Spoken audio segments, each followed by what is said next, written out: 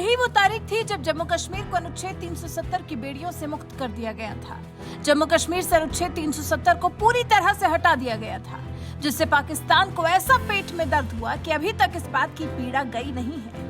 अभी तक पाकिस्तान का कश्मीर राग अलापना खत्म नहीं हुआ है। उसके बाद धीरे धीरे उसके साथ चीन जुड़ा, फिर तुर्की जुड़ा। एक के बाद एक ये देश कश्मीर राग अलापने में पाकिस्तान का साथ देते चले गए और अब तो इस मामले में जर्मनी भी पाकिस्तान के साथ खड़ा नजर आ रहा है। चलिए, देर से ही सही, जर्मनी ने चुना तो सही कि वो आखिर किसकी तरफ है। 2019 में भारत की नरेंद्र मोदी सरकार ने फैसला लिया था, उसके बाद जर्मनी की तरफ से अब कश्मीर पर राग सुनने को मिला है। पिछले दिनों ही जर्मनी के विदेश मंत्री एनेलेना बेरबॉक ने अपने पाकिस्तानी समकक्ष बिलावल भुट्टो जरदारी की हाँ में हाँ मिलाई और कश्मीर पर बयान दे दिया। एनेलेना की माने तो ये जर्मनी की जिम्मेदारी है कि वो कश्मीर की स्थिति पर ध्यान दे। इसके साथ ही संयुक्त राष्ट्र से मांग भी कर डाली कि वो इस क्षेत्र का शांतिपूर्ण हल तलाशने की कोशिश करे। बेरबॉक ने कहा, कश्मीर मुद्दे पर हम यूएन के दखल और बातचीत का समर्थन करते हैं। दोनों देशों के बीच शांति बनी हुई है और जर्मनी इसका समर्थन करता है। साथ ही अपील करते हैं कि भारत और पाकिस्तान इस मामले में संघर्ष विराम और यूएन की बात मानते हुए राजनीतिक बातचीत को आगे बढ़ाएं। I hope I got the whole question right, but on the situation on Kashmir and the role of Germany.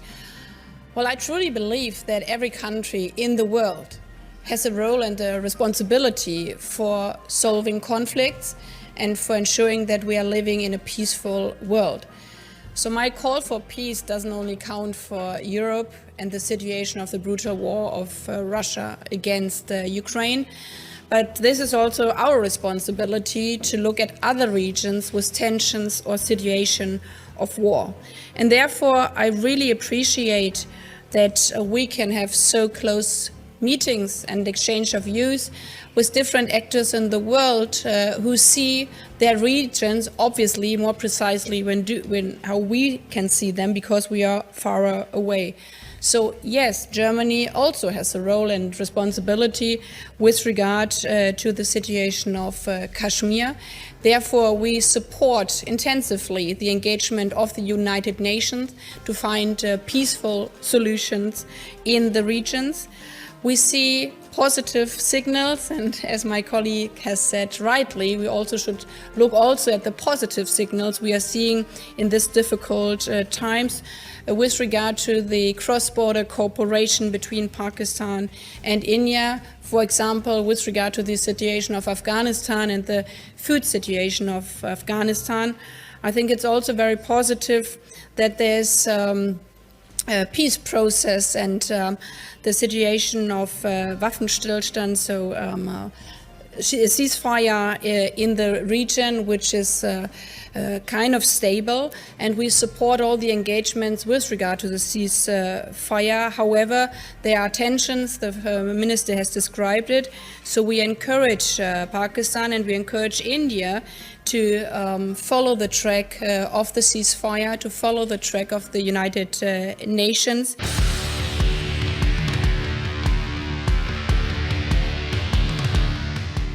अब भारत ने जर्मनी के विदेश मंत्री को बताया है कि जिस मुद्दे को उठाकर वो कुछ गलतफहमी में है कि इससे भारत को फर्क पड़ेगा, तो उन्हें पता होना चाहिए कि कश्मीर का मुद्दा भारत का अंदरूनी मामला है और इसमें भारत किसी का भी हस्तक्षेप बर्दाश्त नहीं करता है। भारत की तरफ से जर्मनी को बता दिया गया है कि अंतर्राष्ट्रीय समुदाय की जिम्मेदारी आतंकवाद, खासतौर पर सीमा पार से जारी आतंकवाद पर बनती है। साथ ही जर्मनी को समझाया यह भी गया है कि कैसे 26/11 हमलों में पाकिस्तान से आए आतंकियों ने मुंबई में तबाही मचाई थी। अब भारत ने जर्मनी को समझाया तो है, लेकिन यहाँ सवाल ये उठता है कि भला अचानक से जर्मनी का पाकिस्तान प्रेम क्यों जागा है? आखिर क्या वजह रही जो पाकिस्तान से जर्मनी का ये प्रेम पनप उठा है? दरअसल वजह अफगानिस्तान से लेकर वो रक्षा सौदे माने जा रहे हैं जो भारत के साथ जर्मनी के नहीं हो सके हैं। ऐसा ही रवैया जर्मनी की कंपनी हेकलर एंड कोच ने 2 साल पहले भी दिखाया था, जिस वक्त पूर्वी लद्दाख में चीन के साथ टकराव शुरू हुआ था। भारत को स्पेशल फोर्सेस के साथ लाइट मशीन गन्स की जरूरत पड़ी थी। इस कंपनी को MP5 सब मशीन गन्स को पहले ही नेशनल सिक्योरिटी गार्ड और भारतीय नौसेना के कमांडो मार्कोस प्रयोग कर चुके थे, लेकिन साल 2020 में कंपनी ने भारत को ये कहते हुए इनकार कर दिया कि जर्मन एक्सपोर्ट लॉ हथियार भारत को सप्लाई करने की मंजूरी नहीं देते हैं। उस कंपनी ने जम्मू कश्मीर की स्थिति का हवाला दिया था। जर्मनी में सरकार की तरफ से छोटे हथियारों के निर्यात की मंजूरी लेना जरूरी है। कश्मीर से अनुच्छेद 370 को हटाया गया था। जर्मनी सरकार ने तब कहा था कि उनकी कंपनी की तरफ से भारत को हथियारों के निर्यात को मंजूरी नहीं दी जाएगी। और अब एक बार फिर जब आतंकवाद का जिक्र किए बिना जर्मनी ने कश्मीर की बात छेड़ी है, तो भारतीय विदेश विभाग के प्रवक्ता अरिंदम बागची ने पाकिस्तान का नाम लिए बगैर कहा, वैश्विक समुदाय की अंतर्राष्ट्रीय आतंकवाद और खासतौर पर सीमावाद आतंकवाद को खत्म करने की जिम्मेदारी है। बागची ने आगे कहा, सिक्योरिटी काउंसिल और FATF अभी तक 26/11 अटैक में शामिल पाकिस्तान स्थित आतंकियों के खिलाफ जांच कर रहे हैं। जब देश अपने फायदे और उदासीनता के चलते इन खतरों को नहीं समझते हैं, तो वो शांति को बढ़ावा नहीं देते, बल्कि उसे नजरअंदाज कर रहे होते हैं। वहीं बागची के इस बयान पर पाकिस्तान के विदेश मंत्रालय की तरफ से प्रतिक्रिया सामने आई है और आरोपों को अनर्गल बताया गया है। पाकिस्तान के विदेश मंत्रालय की तरफ से कहा गया है, सब जानते हैं कि जब भी जम्मू कश्मीर में भारत की गतिविधियों की जांच की मांग बढ़ती है, तो वो सीमा पर आतंकवाद की बात शुरू कर देता है। किसी भी तरह के भ्रम फैलाने से कश्मीर में दमन की सच्चाई नहीं बदल जाएगी।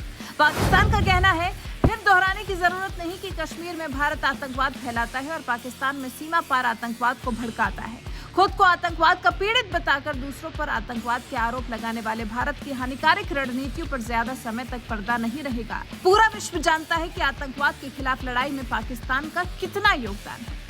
सच में जर्मनी के बहाने पाकिस्तान को खुद को पाक साफ बताने का मौका जरूर मिल गया, लेकिन पाकिस्तान को ये पता होना चाहिए कि सिर्फ भारत ऐसा देश नहीं है जो आपकी आतंकी नीतियों को जानता हो, बल्कि आधी से ज्यादा दुनिया ऐसी है जो अच्छे से जानती है कि आतंकवाद के खिलाफ आप लड़ाई लड़ते हैं या फिर आतंकवाद को बढ़ावा देते हैं। और जहां तक रही कश्मीर की बात, तो भारत ने बार बार समझाया है और हमेशा समझाएगा कि कश्मीर भारत का आंतरिक मामला है। कश्मीर भारत का अभिन्न हिस्सा है। यहाँ क्या करना है और क्या नहीं, ये तय भारत खुद करेगा। भारत खुद देखेगा कि कश्मीर में क्या नीतियां लागू करनी है और क्या नहीं, कश्मीर को कैसे सुरक्षित रखना है। उसके लिए ना तो पाकिस्तान को और ना ही जर्मनी को, इन दोनों देशों के अलावा तुर्की और चीन को भी परेशान होने की कोई जरूरत नहीं है।